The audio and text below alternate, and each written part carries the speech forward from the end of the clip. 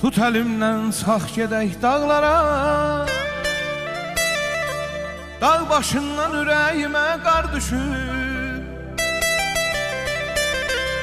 Əllərimdən çıxıb getdin əzizim,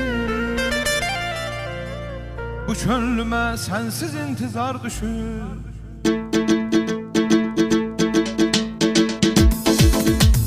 Tut əlimdən sağ gedək dağlara, dağ başından ürəyimə qar düşür.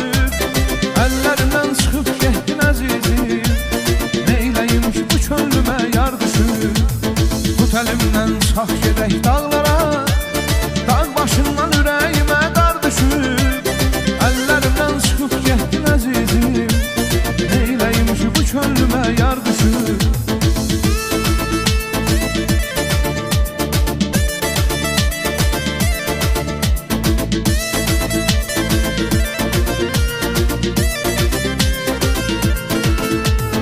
Soyuq baxma üşüdürsən qəlbimi, ürəyimdə istəmişəm mən səni. Axtarıram hər gün gedən kölgəni, bu könlümə sənsiz intizar düşür. Tut əlimdən sağ gedək dağlara, dağ başından ürəyimə qar düşür. Əllərimdən çıxıb getdin əzizim, neyləyim ki bu könlümə yar düşür. Tut əlimdən sağ gedək dağlara, dağ başından ürəyimə qar düşür.